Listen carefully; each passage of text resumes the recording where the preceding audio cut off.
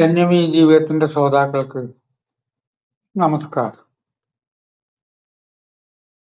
സമുദ്രത്തിന്റെ അഗാധതയിൽ ഏറ്റവും ചന്തമുള്ള ഒരു മീനിന്റെ വിഭാഗം ഉണ്ട്. ഏത് സമുദ്രമാണ് ഏത് മീനാണെന്ന് ഞാൻ പറയണില്ല. പറഞ്ഞാൽ വേണമെങ്കിൽ അതല്ല, ആ മീനിന്റെ പേര് ഇങ്ങനെയാണ്, സ്പെല്ലിങ് തെറ്റി എന്നൊക്കെ പറയാം. നമ്മുടെ വിഷയം അതല്ലല്ലോ. ഒരു എഴുത്തുകാരന്റെ വിഷയം നമുക്ക് അതിൽ നിന്ന് എന്ത് മനസ്സിലായിന്നല്ലേ. ആ മീനിനൊരു ഭംഗിയില്ല എന്നൊക്കെ പുറത്ത് പറഞ്ഞിരുന്ന കാര്യം, ഞാൻ ഇപ്പൊ പറയണ മീനിന് നല്ല ഭംഗി ഉണ്ട്. സമുദ്രത്തിന്റെ അവിടെ ജീവിക്കുക എന്നുള്ളത് ഭയങ്കര ബുദ്ധിമുട്ടാണ്. ഭയങ്കര കുത്തിയൊഴുക്ക് അങ്ങോട്ട് വരും. ആ കുത്തിയൊഴുക്കിനെ അതിജീവിക്കണം, എന്നാലേ പിടിച്ചു നിൽക്കാൻ പറ്റുള്ളൂ. അപ്പൊ കുട്ടികളായ മീന് അച്ഛനമ്മമാരോട് പറയും, നമുക്ക് ഇവിടുന്ന് പോവാം, ബാക്കി മീനുകളൊക്കെ എത്ര സുഖമായിട്ടാ ജീവിക്കണം, നമുക്ക് ഇവിടുന്ന് പോവാം. ആ കുത്തിയൊഴുക്ക് അത് കഴിഞ്ഞ് ചില സമയത്ത് അതിന്റെ കൂടെ പാറക്കഷ്ണങ്ങൾ ഒലിച്ചു വരും. അത് മേൽ തട്ടിയ മരണം ഉണ്ടാവും, മരിച്ച മീനും ഉണ്ട്. ഇവിടുന്ന് താമസം മാറുക എന്ന് പറഞ്ഞു. നമ്മുടെയൊക്കെ പുത്തൻ തലമുറ പലപ്പോഴും ഇങ്ങനെ പറയാറുണ്ടല്ലോ, എന്തിനാ ഇവിടെ താമസിക്കണം, താമസം മാറിപ്പോവുക എന്ന്. ഞാൻ പലരോടും പറയാറുണ്ടല്ലോ, നിങ്ങൾ ഇവിടെ താമസിക്കേണ്ട, നിങ്ങൾ ഈ വീട് വിറ്റ് എന്നോടത്ത് പോയിട്ടുണ്ടെങ്കിൽ 5 ഏക്കർ സ്ഥലം കിട്ടും. വീട് വിറ്റ കാശിന് 5 ഏക്കർ സ്ഥലത്തിൽ തെങ്ങും തൈയും നട്ടുപിടിപ്പിച്ചാൽ ആ തേങ്ങ വിറ്റ കാശിനോട് ജീവിക്കാം. ഏത് ഉപദേശവും ആത്യന്തികമായിട്ട് ഒരു പണിയെടുക്കാതെ ജീവിക്കാനായിരിക്കുമല്ലോ. ഞാൻ ഉപദേശം കൊടുത്തവരുടെ ഒക്കെ സംഗ്രഹം എന്താവും, നിങ്ങളിങ്ങനെ ബുദ്ധിമുട്ടൊന്നും വേണ്ട, എന്നിട്ട് ഒരു പണിയെടുക്കാതെ ജീവിക്കാം. ഒരു പണിയെടുക്കാതെ ജീവിക്കുക എന്ന് നമ്മുടെ തലക്കകത്ത് കയറിയിരിക്കണം. ഈ ചെറുപ്പക്കാര് മീനുകൾ പറയും, ഇവിടുന്ന് പോയാൽ വേറെ സ്ഥലത്ത് പോയ ഇത്ര ഒഴുക്കില്ല, ഇത്ര പണിയില്ല. ഇത് അവനവന്റെ ശരീരം നോക്കണം, ഒഴുക്ക് നോക്കണം, പാറക്കഷ്ണങ്ങൾ ഒഴുകി വരുന്ന നോക്കണം. ഒടുവിൽ നിശ്ചയമില്ലാതെ ചിലവര് പറയില്ലേ, വീട് മാറിയിട്ട് എന്റെ ജീവിതത്തിൽ ഒരു വീട് മാറ്റം ഉണ്ടായി. അച്ഛനമ്മമാരുടെ ഏകപുത്രിയാണ് ഭാര്യ. അവളുടെ അമ്മ മരിച്ചു. അമ്മ മരിച്ചപ്പോ ഞാൻ പറഞ്ഞു, ഇനിയിപ്പോ സിറ്റിയിലേക്ക് താമസം മാറാം, കോഴിക്കോട് നഗരത്തിലേക്ക് മാറാം എന്ന് പറഞ്ഞു. കൃഷിക്കാരനായ പിതാവ് ഇങ്ങനെ ചിന്തിച്ചുകൊണ്ടിരിക്കുകയാണ്. ഞാൻ ചോദിച്ചു, എന്താ ചിന്തിക്കണം? അദ്ദേഹം പറഞ്ഞത് കാര്യമാണ്. ഇവിടെ ഇപ്പൊ വീടിനോട് ചേർന്നിട്ട് കൃഷിത്തോട്ടം, മോട്ടർ, വെള്ളം, നമുക്ക് വേണ്ടുന്നതൊക്കെ അവിടെ ഉണ്ട്. എല്ലാം ഇത്രയൊക്കെ ഉണ്ടാക്കിയിട്ട് ഇതൊക്കെ വിട്ടിട്ട് ഒരു നഗരത്തിലേക്ക് പോകുമ്പോഴുള്ള ഒരു ടെൻഷനാന്ന് പറഞ്ഞു. കാര്യമല്ലേ? പക്ഷെ ആത്യന്തികമായിട്ടുണ്ട്. അപ്പൊ ഞാൻ പറഞ്ഞവരോട്, ഇന്ന് അവിടെ പോയി ഒന്നും ചെയ്യണ്ട, ഇതിപ്പോ മോട്ടർ കേടേറ്റ് നേരെയാക്കും, കൃഷിസ്ഥലത്ത് പോകണം, അവിടെ പോയി അവിടെ തിരുന്നാ പോരെ. സിറ്റിയെ പറ്റി നമ്മുടെ ധാരണ അങ്ങനെയാണ്, ഫ്ലാറ്റുകളെ കുറിച്ചുള്ള ധാരണ അതാണ്. ഒന്നും ചെയ്യണ്ടല്ലോ, പച്ചമുളകിന്റെ തയ്യൊന്നും വേണ്ടല്ലോ, മുളക് വാങ്ങാലോ. കരിവേപ്പിന്റെ ഇഷ്ടം പോലെ കരിവേപ്പ് വാങ്ങാൻ കിട്ടില്ല. ഇവിടുന്ന് ഫ്ലാറ്റിലൊന്നും വേണ്ട, ഒക്കെ വാങ്ങാം. ഈ മീനുകള് ശരി, നമുക്ക് പണിയെടുക്കാൻ ജീവിക്കാൻ പറ്റാവുന്ന സ്ഥലത്തെ കുറിച്ച് അന്വേഷിക്കാം.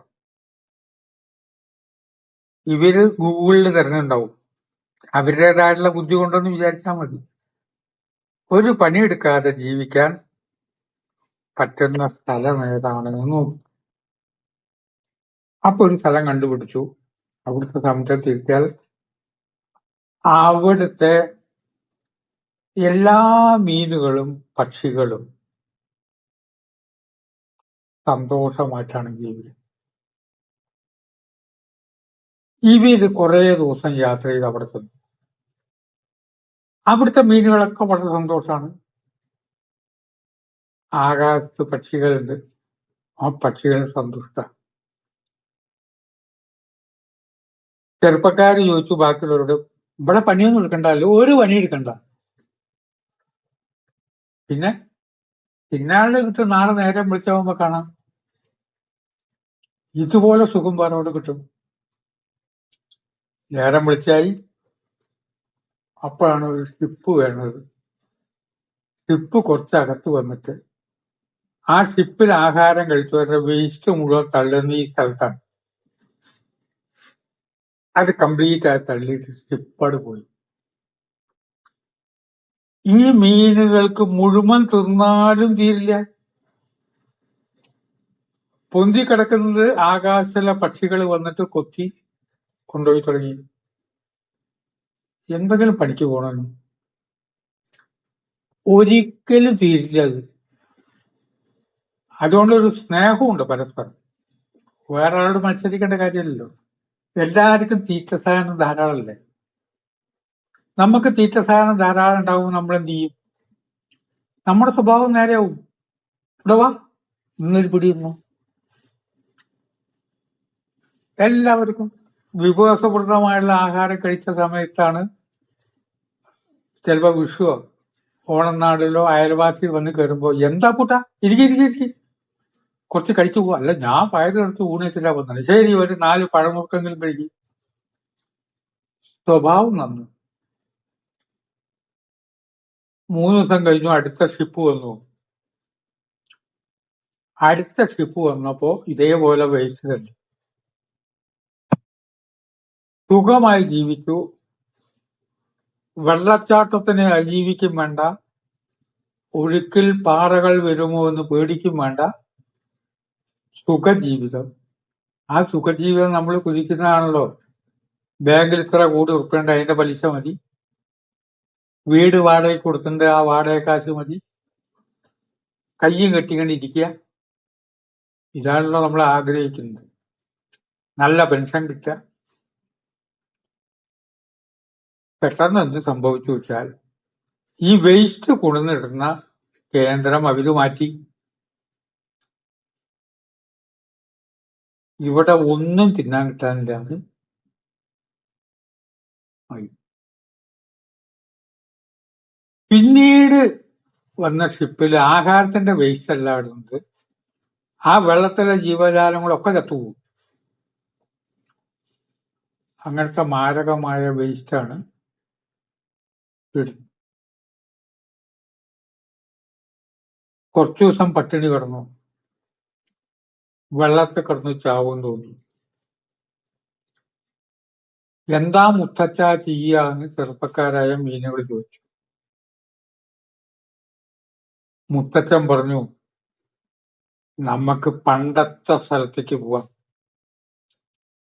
അവിടെ ജീവിക്കാനുള്ള ശക്തി നമുക്ക് തന്നിട്ടുണ്ട്. അവിടെയാണല്ലോ തലമുറകളായിട്ട് നമ്മൾ ജീവിച്ചു പോകുന്നത്. അവിടെ ജീവിക്കത്തക്ക വിധമുള്ള പ്രതിരോധ ശക്തി നമുക്ക് ദൈവം തന്നിട്ടുണ്ട്. നമുക്ക് അങ്ങോട്ട് പോവാം. ഒരു ബുദ്ധിമുട്ടുമില്ലാതെ, ഒരു പണിക്ക് പോവാതെ ജീവിക്കുക എന്നൊരു ചിന്ത ശരിയല്ല. തുടക്കം മുതൽക്കേ ഈ ചിന്തയിലാണ് നമ്മൾ വളരുന്നത്. ഇന്നത് പഠിച്ചാൽ 30 ദിവസം ജീവിച്ചിരുന്ന ശമ്പളം കിട്ടും. എന്നാലും ഒരു പണി എടുക്കേണ്ട കാര്യമില്ല, ഒപ്പിട്ടാ മതി. ഞാൻ ജോലി ചെയ്യിക്കുമ്പോ ഒരു മേലുദ്യോഗസ്ഥൻ അങ്ങനെ ഒപ്പിട്ടിട്ട് ഫയലിങ്ങനെ മാറ്റി. അപ്പൊ എന്നോട് പറയാണ്, ലാലോ ഒന്ന് ഒപ്പിടലിനെ പണി, എത്ര ലക്ഷം, അന്ന് കോടിയല്ല, എത്ര ലക്ഷം ഉറുപ്പിയുടെ അക്കൗണ്ടാണ് ഞാൻ ഓരോരുത്തർക്ക് PF മടക്കി കൊടുക്കുന്ന. സിസ്റ്റമാണത്. എത്ര ലക്ഷം ഉറുപ്പിയുടെ ചെക്കില ഞാൻ ഒപ്പിട്ട് കൊടുത്തത്.